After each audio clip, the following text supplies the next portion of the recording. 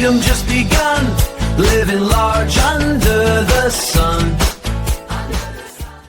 Hello, and welcome to the SmartMAI Consulting Edge Podcast, where we speak with leading business consultants, advisors, and leaders on how they help organizations overcome challenges, navigate change, drive growth, and create measurable results. I'm your host, Dan Mulberry. Today's episode is titled, Build It to Work Before You Build It to Scale.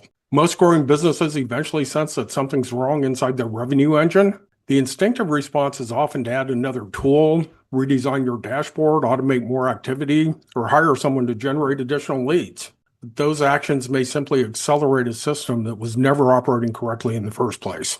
Our guest today helps companies identify and repair those underlying problems. Brett Hovanec is the founder of On the Fly Ops, a fractional revenue operations consultancy serving B2B SaaS companies. Brett brings more than a decade of hands-on revenue operations and sales ops experience. He works as an embedded partner across sales, marketing, and customer success to improve CRM architecture, funnel performance, automation, forecasting, reporting, data quality, and go-to-market alignment. Unlike traditional consultants who deliver recommendations and then leave the implementation to the client, Brett emphasizes hands-on execution, documentation, and building repeatable operating systems that the company continue using after the engagement. Brett, welcome, and thank you for joining us today. Thanks, Dan. Great to be here. Thanks for the introduction. I should add that whole intro to my website. Well, I was going to ask you if there's anything else you want to add, kind of your elevator pitch on the fly off. I think you nailed most of it, but the other main aspect is really, I think part of it is, as the name implies, is on the fly, being your embedded partner. I'm very hands-on, no handoffs from strategy to execution. I'm doing both. So I think that right there improves your actual timing of execution and strategy, where a lot of the times you end up having to document or hand over a process and explain it. I just take the ball and run with what I already know. Very cool. Well, tell me, so revenue operations, it's a popular term, but different companies use it a little differently and describe different responsibilities. How do you define RevOps? I define it similarly, but I think the general way of defining it is aligning people, process, and technology. I think I would take it a step further and add people, process, technology, data integrity on top of that. You're also aligning AI agents into the layer as well. So, you're adding some additional pillars to our overall service offering, I would say. Makes sense. So what separates revenue ops from CRM admin, sales ops, marketing ops, or business analytics? Is it that alignment? So in a lot of ways, it's the cross-functional understanding. I worked in sales. I've worked with customer success teams to implement, Service Cloud implementations and things like that. So I think a lot of it comes with just understanding the tribal knowledge of all teams, how they operate, and then being able to wire it all together into something that is a seamless process. And, sales ops focuses specifically on sales. That's sort of where I started in operations. Quickly kind of realized that the retention side is, I think as impactful, if not far more impactful now. So now I really like to focus more on how does, from marketing to sales ops to customer success ops, how does that whole transition happen, and really understanding the bottom line there to make it a seamless process. So one of your messages is stop building to scale, start building to work. What do you see causes companies to build for scalability before proving the underlying process works? In 2026, everyone is trying to accelerate so quickly. They want to implement AI into every aspect of their company and organization. And it's, in a lot of ways, putting the cart before the horse. And that's probably the biggest issue is things are not clearly defined. There's no clear structure to a sales process. Different teams are defining, MQLs funnel metrics, however you want to describe them, completely differently. And when you have different teams defining metrics and fields and things like that differently, the alignment is in there, and you end up with forecasting issues, funnel issues, all kinds of things across the board.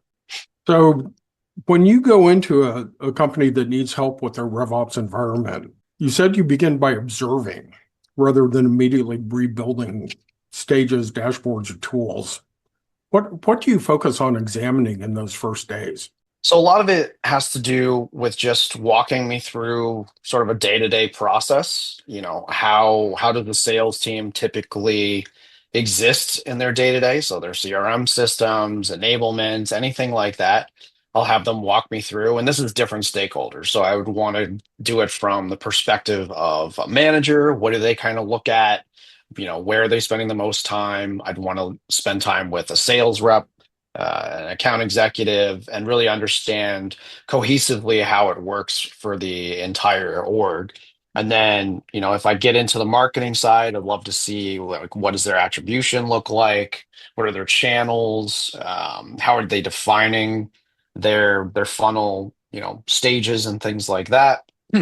And really just get in there and examine it. And then I start to look into some of the reports that they have, look into where things are starting to get stagnant, where things are starting to break. And a lot of it is just asking the questions and gaining rapport to better understand. And as people open up, I think that really will tell you more than having to spend time, trying to dig in and find problems. Where if you really just kind of have people walk you through it, you can really just see them come to a head. So one of the things you also recommend is what I would call the secret shopper approach, where you act hmm as a lead and go through the process personally. What's that reveal that the dashboard might not show, or even your interviews with the key stakeholders that you just mentioned? Yeah, it's sort of implied. I mean, most companies, expect a certain, experience from the customer perspective, but they're not always doing it over and over again. Or if they do, like, they'll test it a few times from different angles and then they run with it, and they don't necessarily review it again quarterly, monthly to make sure it's the same experience. Nothing is broken, things like that. So, I think getting in there and finding out, okay, what channels do you get inbound leads from, then go and actually, become a lead in all of those channels, see how it comes in, see what the service, the SLA is on it, like, what's the lead follow-up process, how long does it take to follow up, what's the messaging look like when it comes to me, is it going into my spam inbox? Like, that's one of the biggest things, is if it goes directly to spam, then that's already a bottleneck that we need to take care of. And that could be a deliverability issue, that could be something else, but it's already something that's already affecting bottom line. So once you do this assessment and you've gone through this process of really talking to people and understanding what's going on, I'm sure you typically identify several problems. How do you choose the first one or two proof of concept improvements rather than attempting a complete transformation immediately? So I would definitely always start with, I would say, the easy picks. So if we're going to cherry pick opportunities, I would want to go with the ones that are the easiest to fix out of the gates, and then go with top priority issues after that. And usually that's going to be some level of stakeholder insights, context from them to help me kind of guide on what those priorities look like. Um, but that would usually be how I would assess it. Gotcha. Um, so with CRM, let's talk about data a little bit. There's an enormous amount of data typically included in or housed in the CRM. Why did those what why do people come up with different versions of revenue development? The CRM, the finance forecast, the executive forecast, they operate on different timelines or assumptions. But how does that develop into, I guess, kind of a friction point or a problem in that alignment that you talked about? In a lot of ways, I wrote a whole blog post on it called the 3 clock problem. But in a lot of ways, you have different teams that are assessing data at different times, so different periods of time, things like that. One second, I'm letting the dog's crying out here. But when a sales team is, reviewing their pipeline at the end of the week, finance is running their numbers beginning of the week, and then maybe the board is looking at something halfway through the week. You're all effectively looking at different timelines. So when the board is saying, hey, these are the numbers I'm getting, but then sales is looking at it on Fridays and effectively saying that this is the correct number, then if they all get in the same room and talk about it, the numbers are not going to be on the same page, and that's one of the other issues is aligning on timing, on effectively a cadence of when numbers are correct and when they are not. So defining what that means across teams. And I think that's another big aspect of it is making sure that the numbers align and are correct on the same timeline. Yeah, that makes perfect sense. That's a great recommendation. Um, so sometimes best practices can turn into bad advice, and I know you've challenged many conventional RevOps best practices, particularly for companies with fewer than 50 employees. Why can a process that works well for a large 500-person organization become harmful inside say, a 30-person company? Most of it is the complexity layer. If you add a ton of complexity to something that's simple, it's just making that whole time horizon longer, right? If you have a simple lead scoring process, there's absolutely no reason to make it more complicated than it has to be. You're just gonna effectively not go after those leads until it reaches a certain point that really realistically doesn't exist. So figuring out what best practice looks like for these large enterprise companies, you really have to kind of dumb it down a bit to the minimal viable revenue system is what I've kind of defined my hypothesis around. But you want to use the minimum amount of people, process, systems, and technology to effectively have and start to build something that's scalable and that you can standardize and effectively evaluate and score. So as long as the metric is there and you can set it effectively and watch it, like if you can set up a system and it's effectively working, then you add a new metric to it and you continue to kind of build upon that. But you really want to have something that works before you start to make it more complicated. Yeah, that's a great point as well. And I've seen many cases where dashboards for smaller companies are way too complicated. The technology stack is too complicated and not integrated properly. They specialize roles without having enough volume of work for the individual roles. So, I think there are a lot of areas where smaller companies have to really customize practices to their own environment and resources. So, And a lot of it is also just having, I think if you have a really tight knit group, especially smaller companies, having a weekly cadence of meeting where you just effectively go through like what's important to you right now, what's happening, what processes are working. When these smaller companies are starting out, I think the founders hold a lot of the information in their heads. They're reluctant to put it on paper because maybe they feel like they hold all the keys and they really have to drive the ship. But once you define out what's working and you test that hypothesis over and over again and it still continues to work, then you have something that can scale and start to scale. But until you have that down on paper and someone else can look at it and say this is working, we do it every day, we've implemented it 100% adoption, and until you get to that point, it's kind of a pipe dream for the most part. sure. Well, let's focus a little more on data and forecasting. Trust is a big component of that. CRMs, as we said, obviously store an immense amount of data about the client and where they are in the sales process or the customer service process. What makes the CRM data really trustworthy? Is what you just said there, is it that adoption, ensuring that everyone is keeping updated? How do you ensure that CRM data can be relied on? A lot of it is utilization. When I ask companies what fields are required in order for you to reliably look at this lead and judge it as a quality lead, right? And if they can define what fields they 100% need to have populated and accurate in order to make any data-driven decisions, that's where I would essentially start. And then throughout their entire CRM system, I'd run like a utilization report to see how often those fields are actually populated, and then give it a score and say, hey, based on what you told me, majority of the time, only like 60%, 40% of these fields are populated at any given time.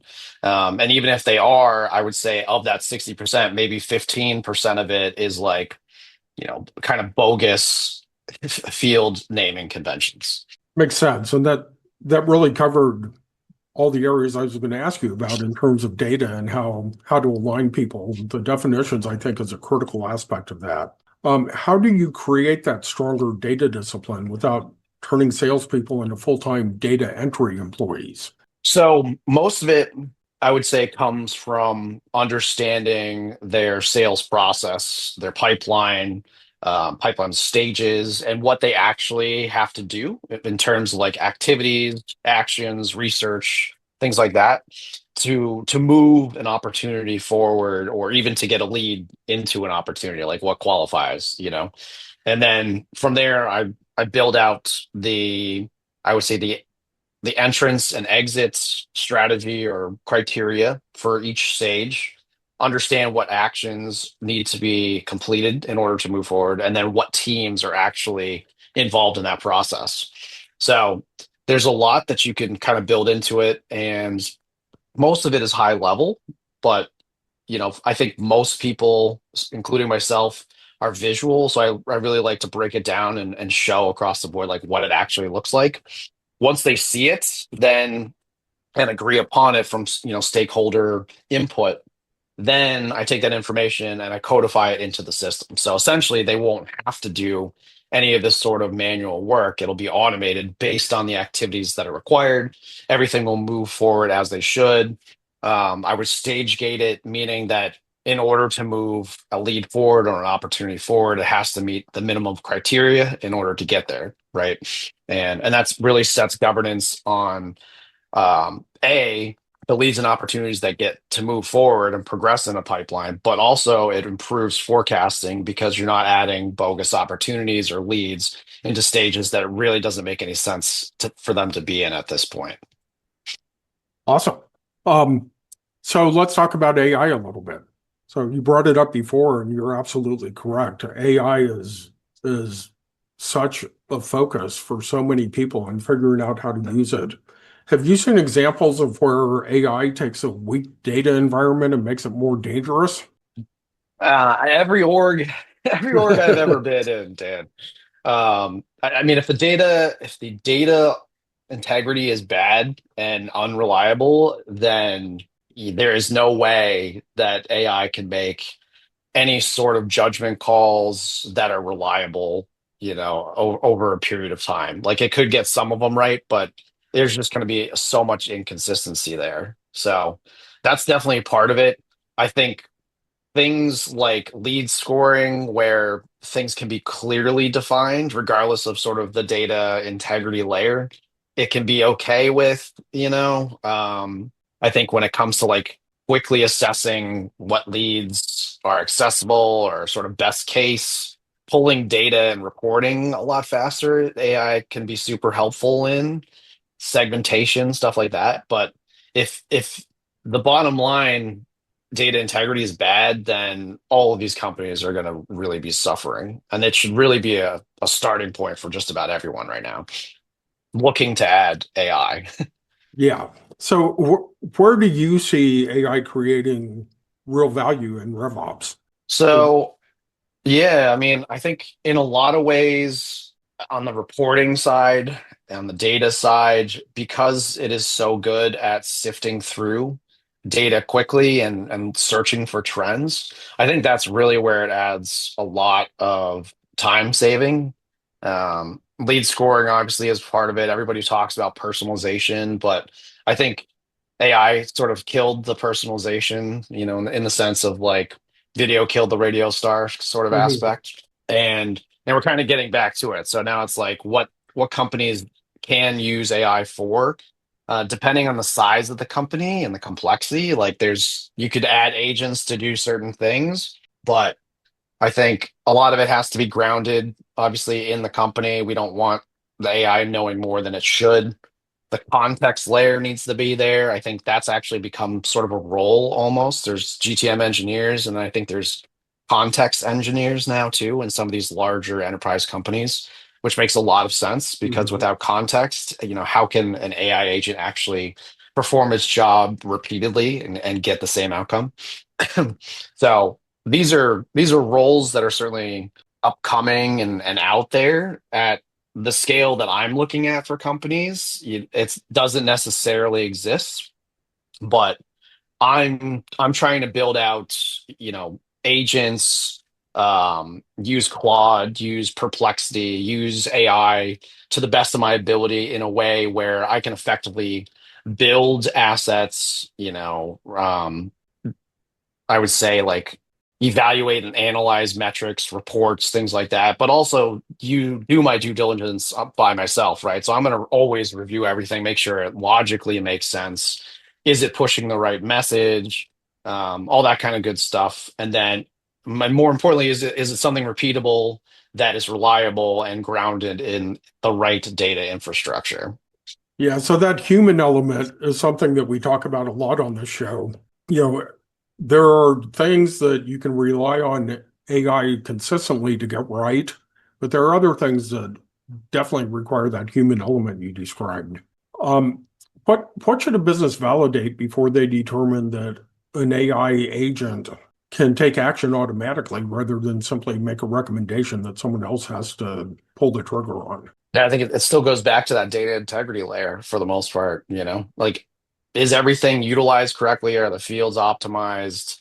Is the enrichment layer there? And is it pulling, recent data more importantly? If you have information that's outdated, most leads, I think, in people's systems, like everything goes essentially out of date within like 5 to 6 months, I think is sort of the historically what makes sense. So most companies are already looking at outdated data. And if you're referencing that and you're trying to go after leads based on 6 month old data, it's never necessarily a good decision there. Makes sense. So let's talk about AI governance. Most of the smaller companies that I work with, governance is not really a term in their dictionary. Um, does governance in a smaller company, does that begin with the technology policy or does it begin with a clearly defined business process and ownership? It's more of a business process and ownership for the most part. The smaller companies, I think the benefit a lot of the time is the ability to be flexible and iterate quickly, figure out what technologies are working and what's not, and, either add or let them go as quickly as possible. You're not necessarily tied to long-term contracts and things like that. Hmm. So in your fractional RevOps model, what kind of companies are best suited for that fractional embedded RevOps partner? I would say anyone who has gone from the point where it's not necessarily founder led anymore. They have a process that's reliable. They have product market fit. They know their personas, their ICP, things like that. They know who they are and they know what they're doing.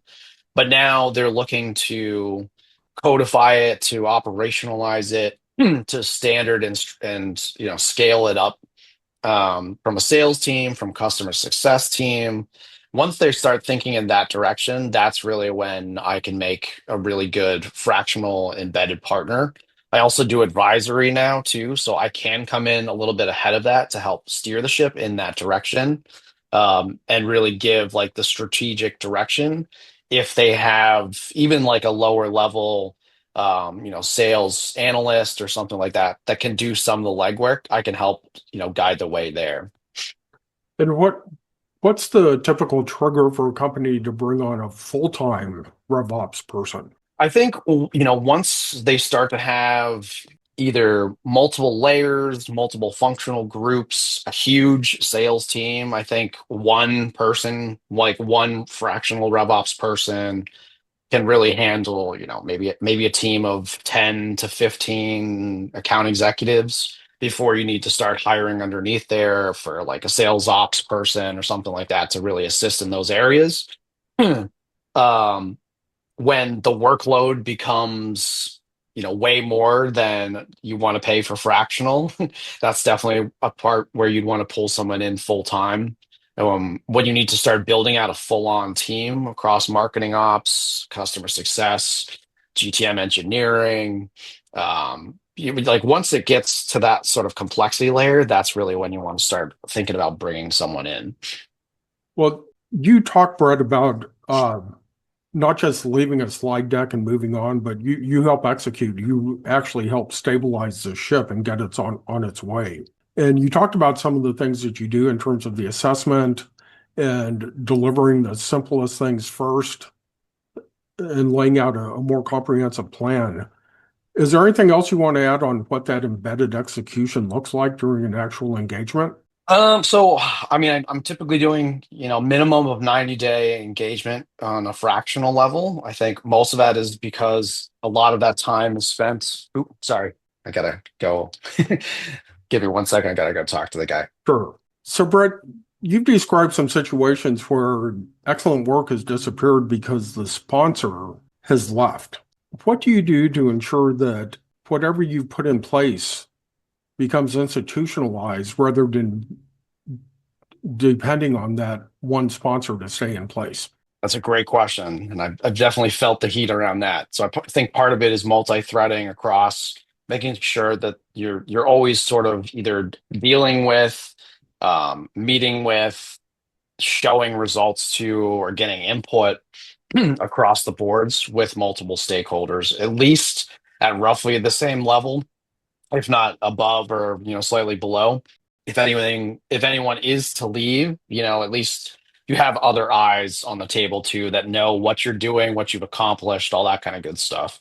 So imagine there's a founder or small business owner out there looking to grow that's listening today.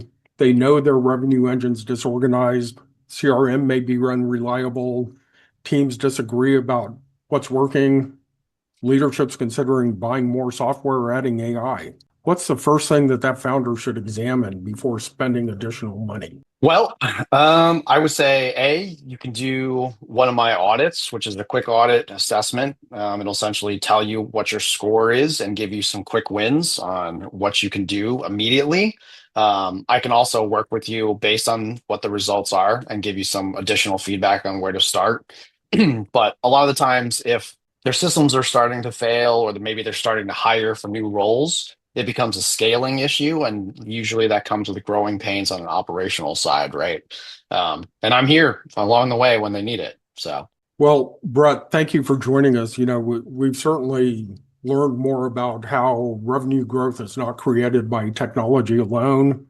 The strongest companies begin by understanding that customer journey, defining their processes, establishing shared data and definitions, clarifying responsibility, and building a system appropriate for the company's current stage. Then technology and AI can make that system faster, smarter, and more scalable. First, it has to work. And obviously, you can help with that. If people are interested in getting in touch with you, how do they find you and On the Fly Ops? So you can find me at ontheflyops.com. I'm also on LinkedIn, Brett Hovanec. And then otherwise, those are really my main areas of focus right now. Happy to chat anytime if you want to throw around some notes, and feel free to reach out. Awesome. Well, really appreciate having you on. And thank you everyone for listening. I'm Dan Mulberry, and this has been the SmartMAI Consulting Edge Podcast. Thanks, Dan. Great to be here.